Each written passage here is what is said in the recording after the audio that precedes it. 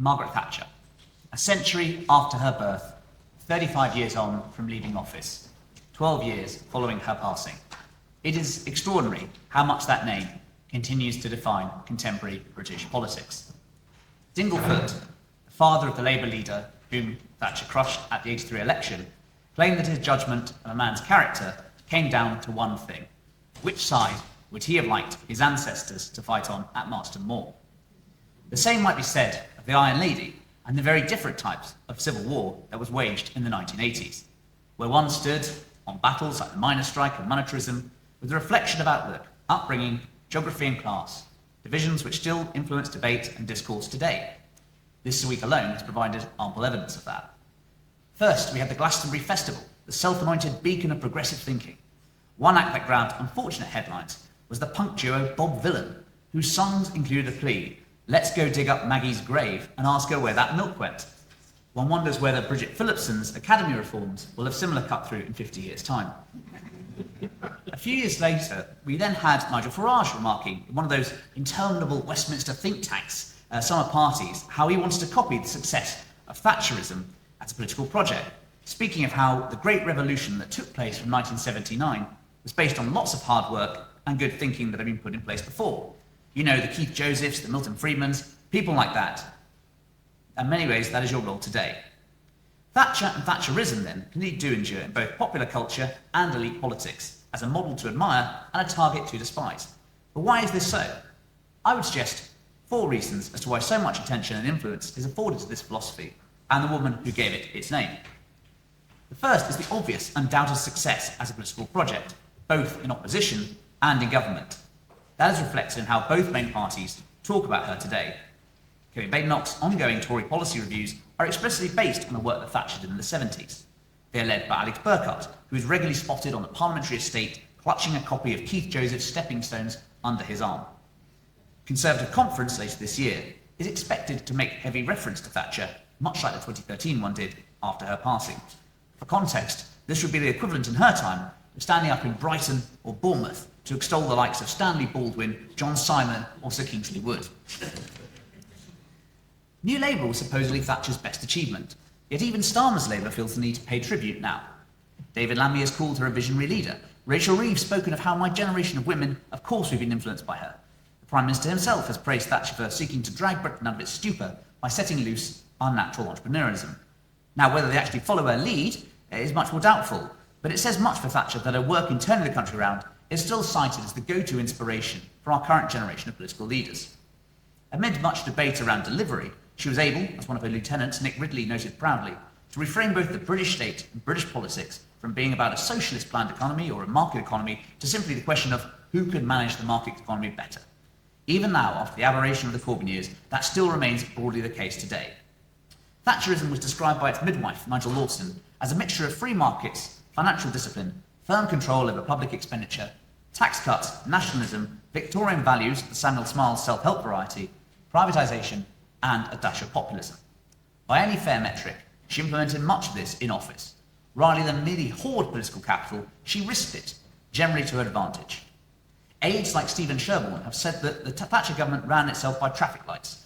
With Mrs. Thatcher, there were some very clear green lights, which is full steam ahead. There were a lot of red lights, don't even go there. And there were just a few amber lights, which is, I'm prepared to think about it and discuss it once. The ability to distinguish between what was and what was not politically acceptable highlights why she was able to drive so much change through Westminster and Whitehall. Victory against the miners has already been discussed. It was unlikely to have occurred in 1981, when some urged her to fight their pay demands, but was ensured in 1985, once adequate preparations had been undertaken. Like any good general, she knew that timing is key.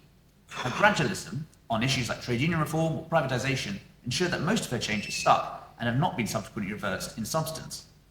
As we've heard already before, the importance of clear thinking is important in clear policy making, and Charles Moore's work makes clear the amount of paperwork that went back and forth in terms of ensuring that robust debate was turned into robust policies that could not be easily reversed. Policy making under her was an iterative process. Constant memos were circulated in written form. This ensured the detail of any policy, not merely the theory, was usually subject to a high degree of scrutiny prior to implementation. Now, it is possible to say that some of her agenda might have been implemented by a moderate government of the left, such as that which featured Roger Douglas in New Zealand or François Mitterrand in France post-U-turn. But as late as 1983, even the supposed moderates of the SDP Liberal Alliance were still standing on a policy of price as income. It is implausible we would have seen the speed with which Thatcher embraced, under which the top rate of tax dropped from an effective rate of 98% to 40% instead.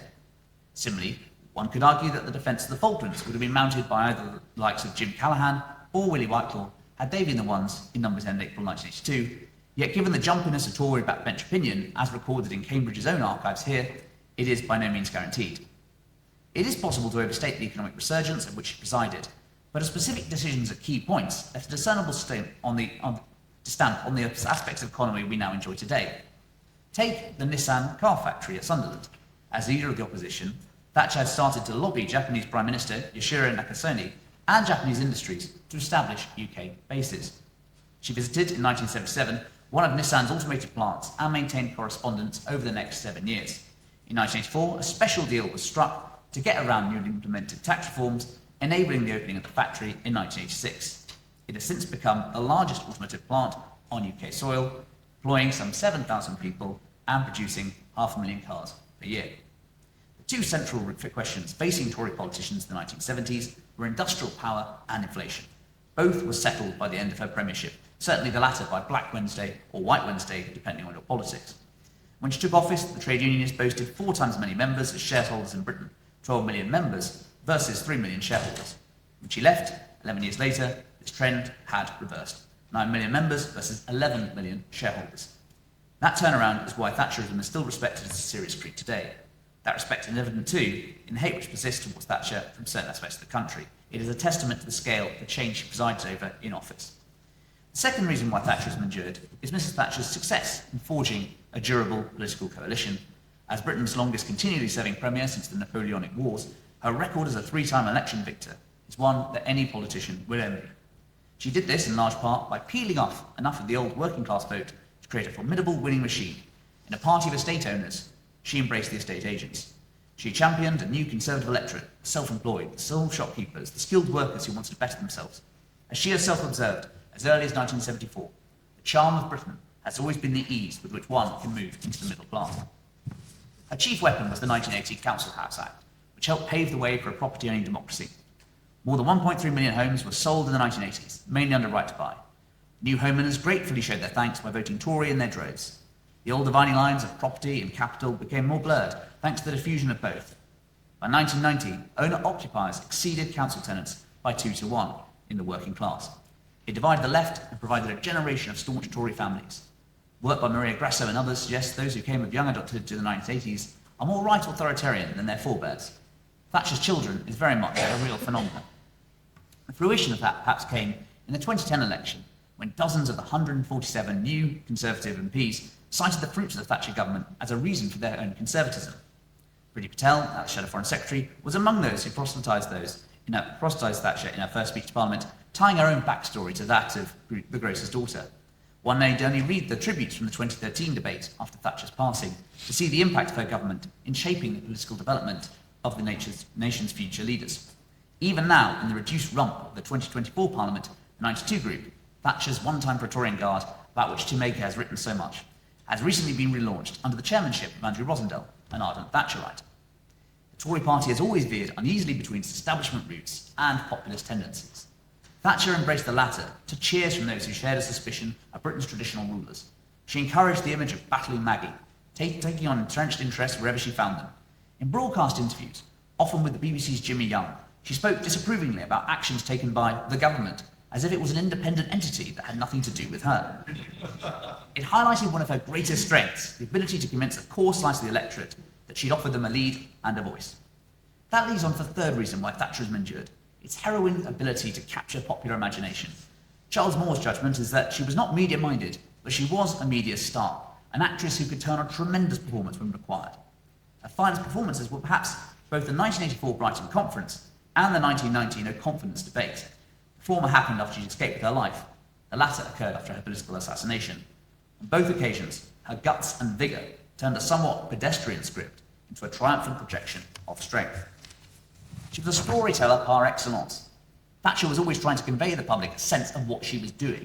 Tony Benn's diaries are full of references to her as a political teacher, a role in which she excelled, both in explaining contentious and complex policies and in reading the rhythms of politics. Her ability to explain difficult economic theories, homely analogies about households and shopping baskets, made both Thatcher and her philosophy seem both credible and relatable. She was aided by a great ability in devising a pithy turn of phrase. Reading through various books of political quotations, it is astonishing how many are attributed to her, even if some, like Ronald Miller's U-turn quip, have a shared parentage.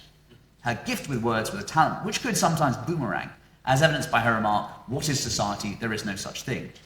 Such phrases, nevertheless, have a lasting power which contrast ever more favourably to the age of the soundbite which followed.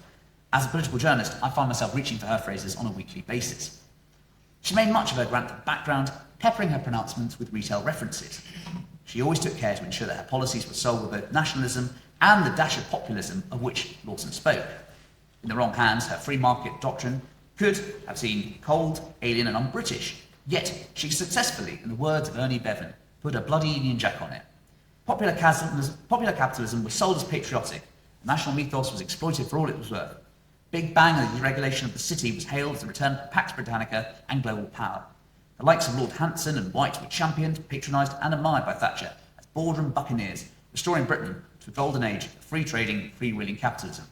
We have here Lord Neil Hamilton, who has spoken before about how it was Wordsworth's poetry. Bliss was it in that dawn to be alive, but to be young was very heaven. And that very much seems like, reading the text, the spirit of the age.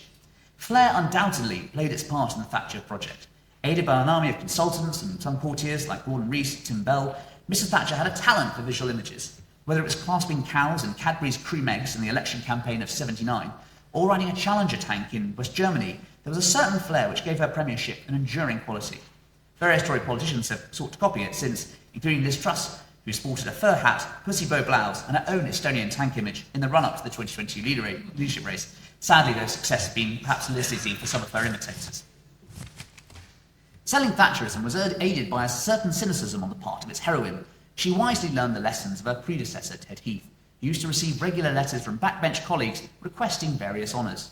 These would duly be binned, and lo, in the words of William Waldegrave, another monetarist would be born. Thatcher was much more astute in the conveying of honours, with most of her favourite Fleet Street editors rewarded with a gong. She also took care with intellectuals, favouring, like Churchill, a core of irregulars, like Robert Conquest, Hugh Thomas, and other hand-second dealers in ideas to help furnish her with advice and propound her case publicly. Thatcher's flair was reciprocated in the jibes of her critics. She governed in primary colours. Her opponents responded in kind. Various spats of different type, with General Galtieri, Arthur Scargill, the Ayatollah and the Kremlin, all helped raise her standing and burnish her legend. The Russians dubbed her the Iron Lady, her Tory colleagues Attila the Hen. Dennis Heale claimed that she added the diplomacy of Alf Garnett to the economics of Arthur Daly. While Gerald Kaufman mused that the thing about Mrs. Thatcher was that there was a character to assassinate. Unsurprisingly, one of her favourite poems that she kept on her in a bag was No Enemies by Charles Mackay, which argues that foes are necessary to change the world. If you have none, small is the work that you have done. Her fall was every bit in keeping with that great character. Like a heroine of Greek tragedy, the traits which sent her up, that defiance, that strength, that sense of purpose, sent her crashing to the ground on a cold night in November 1990. After Geoffrey Howe resigned, his colleague Norman Lamont scoffed at the notion that any minister would be so quite monstrously disloyal to stand against her. Alan Clark flashed back, "I can see you weren't at Eton." She was brought down, in the words of Andrew Roberts, by an overambitious cabal of cowards, fools and traitors, who split the Tory party and left it feuding for half a generation. Just as her reign defined the country, so did too her fall define the party. Europe, her last great cause, became the great fault line in the party for 3 decades following her defenestration. The final reason why Thatcherism endured was because of its moral mission. In a party and a country with a traditional scepticism of ideological fervour, she injected a distinct and profound sense of evangelism. Imbued with a strong moral code, thanks to her father, the lay Methodist preacher, she attacked public policy with a gusto that bewildered many Tories of her generation. Just as she had banged a copy of Hayek on the table at the Conservative Research Department, so she did the same with the nation's various institutions. Economics are the method. The object is to change the soul, she proclaimed. Local government, civil service, universities, the city, trade unions, public services, all received a Thatcherite handbagging at various points, though with various degrees of impact on the collective conscience. That moral and patriotic dimension of Thatcherism allowed her to connect with the Tory base, on a much deeper level than other politicians. Unlike the older Tory wets, Thatcher not only defended the interests of our people, but argued it was morally right to do so. They had nothing to feel ashamed about. Indeed, national self-renewal depended on such people in future. The 2008 crash, nearly 20 years after she left office, did shake a key tenet of Thatcherism, of that notion of a link between virtuous effort and just reward. The city traders, those sons and daughters of the 80s yuppies, helped damage the standing of the global financial system, which Thatcher had done so much to encourage. Asked once by the Labour MP Frank Field for her greatest failure in government, she replied, "I cut taxes and I thought we would get a giving society, and we haven't." Thatcherism enjoyed its greatest triumphs abroad. In privatisation, Nigel Lawson and the Treasury created a genuinely innovative policy that could be exported across the globe. Mass sell-offs of state industries had occurred before, but Britain was the first to do so at such speed and scale. As Thatcher boasted at the 1986 Party Conference, from France to the Philippines, from Jamaica to Japan, from Malaysia to Mexico, from Sri Lanka to Singapore, privatisation is on the move. To this list of policies might be added the following: deregulation, tax cuts, the abolition of exchange controls, the curbing of trade union power, the celebration of wealth creation rather than wealth redistribution. On each, Britain can be said to be leading the way. Her belief that the state should not be in business became the accepted global norm around the 1980s. People are no longer worried about catching the British disease, she crowed. They are now queuing up to obtain the new British cure. Then there was the staunchest black and white fight of them all, the starkest of all of them. "I hate communism," said Thatcher on her first meeting with Mikhail Gorbachev. A true Cold Warrior, the fall of the Berlin Wall in 1989 vindicated her philosophy and elevated her to the front rank of British premiers. The collapse of the Soviet Union was by no means assured, when 10 years earlier, on coming to office, she led just one of 35 democracies in a world carved up between autocrats of both left and right. It is no surprise today that some of those fervent Thatcherites of all are those found abroad, particularly in Eastern Europe. Her fervour was part of the reason why Britain was able to play an outsized role in global affairs. Along with Gorbachev, Deng Xiaoping and Ronald Reagan, she can truly be said to be one of the dominant world figures of her age. To conclude, therefore, Thatcherism endures because of its combination of style and substance, its mix of both popular support and elite backing. Politics in the 1980s had an all-embracing tenor which linked the state of the nation with the occupant in number 10. It stands between the 70s with its strikes and strife and the 90s with relative peace and prosperity as a decade of technicolor and transition. The changes in fortunes at home and to a lesser extent abroad were largely shaped by one woman, Margaret Thatcher. Given her success in sponsoring that change, it is no surprise that faith in her creed still burns bright today, a century after her birth. Thank you.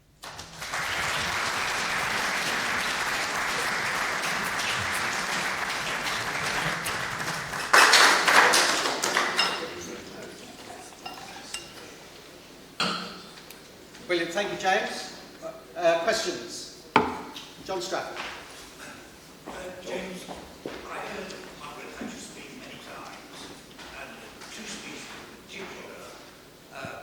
two speeches in particular struck me. One was in 1968 when she gave the CPC lecture at the party conference, where she set out her beliefs in some detail on freedom, democracy, liberty and justice.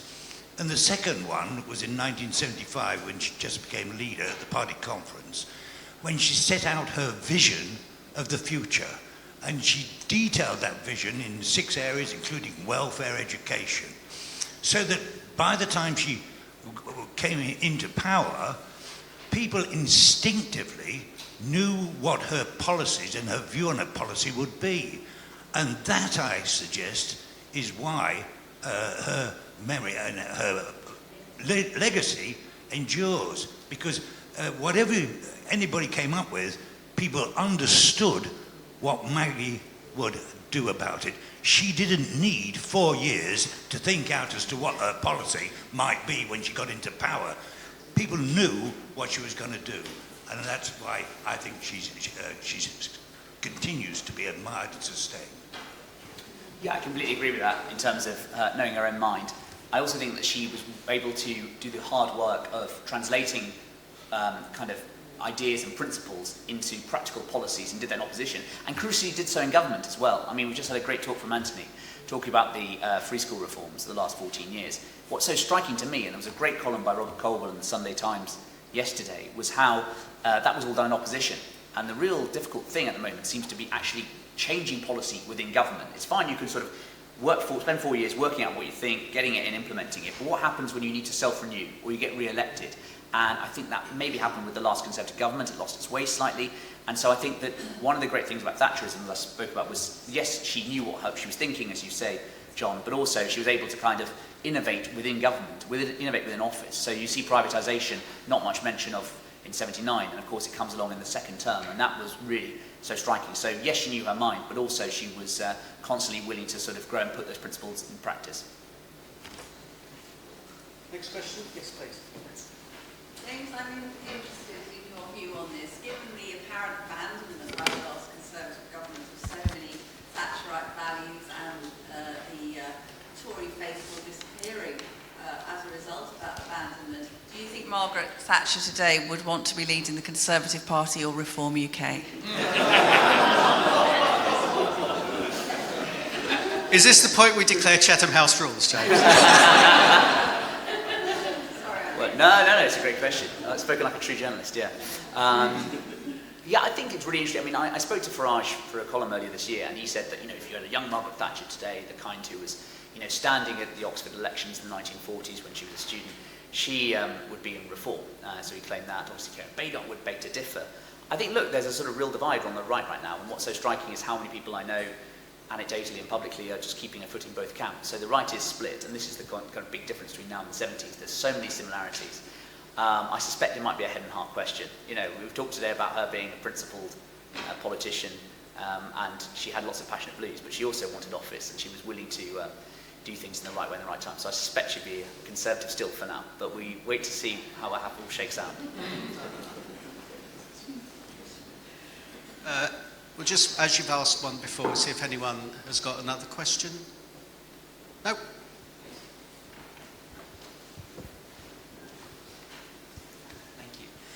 Thank you very much, James. So we know that the product of great minds are great ideas, and great ideas tend to endure for a long time.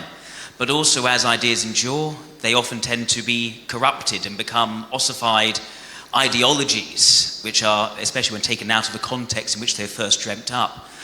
When it comes to the legacy of Thatcherism and privatisation and perhaps other things, I guess the key thing for me is what aspects of Thatcher which have endured today, which may be less appropriate to a modern day context, may need to be now challenged and confronted with change for conservatism to stay relevant.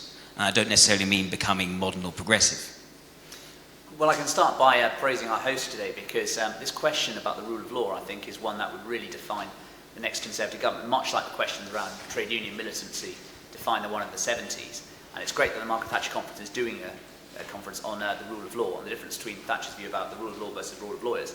It was quite striking in the debates around Rwanda in 2023 and 24. Some NGOs claimed Thatcher's legacy as the reason why she wouldn't be pressing along with it and sort of talk of international law.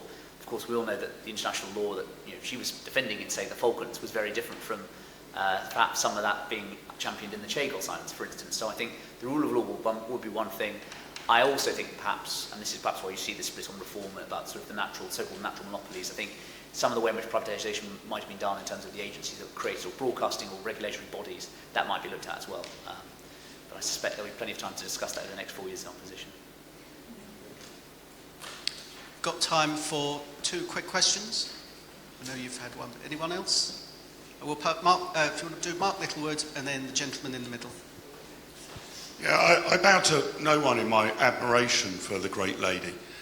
But how much of these things, James, do you think are just down to raw luck? General Gautier, Arthur Scargill, Michael Foot. With enemies like that, who needs friends? Mark, the obvious counter to that is you look at some of her cabinet and how did she get so much done? It might be the riposte. Yeah, I mean, you're right, she was a politician. And of course, there's a quote when she says in 1986, the Westland affair, I might not be Prime Minister by 10 o'clock tonight, or 6 o'clock tonight. And she rode luck, but she was lucky in that she had some of her enemies. Neil Kinnock was the leader of the opposition in that way, and the Welsh windbag lived up to his name. And I mean, for those who are interested in the kind of detail of this stuff, I mean, Michael Heseltine's got a book out talking about the Westland affair, and that has some new light on all of that. interesting. I mean, I met his wife. I mean, and you know, we did an interview with Michael Heseltine, and she's the real power. Honestly, it was quite something. It's on Coffee House Shots if you want to listen to it. Yeah, in terms of, you know, luck is a huge part, of course, and in some ways, the successes of the Thatcher government were born out of the failures of the Heath government. The reason why, partly, as we've heard earlier from Anthony Selden, the Tory party was so united was because there was a clear decision that the party needed to go after the trade unions and draw a line in the sand, because they'd obviously humiliated one previous Tory government. This was the authority of the state in question.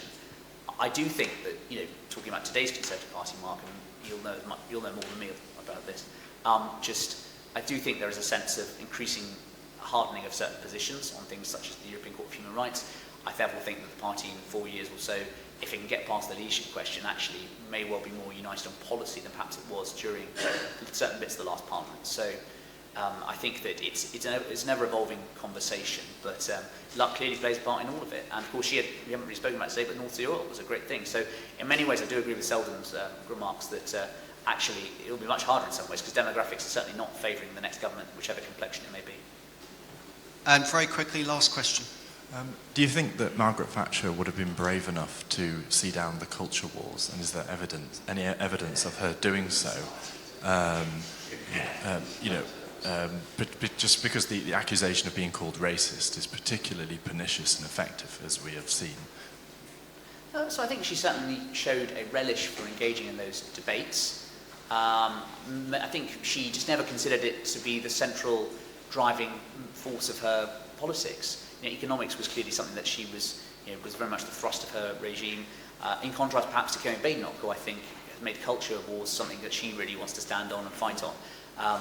Now, maybe that's a reflection of the priorities in the minds of the electorate and the base in 2025. But I think she would have certainly shown an enthusiasm for it. Although, as I say, she was too smart a tactician to realise that it needs to override everything else. Brilliant, thank you. Please thank James.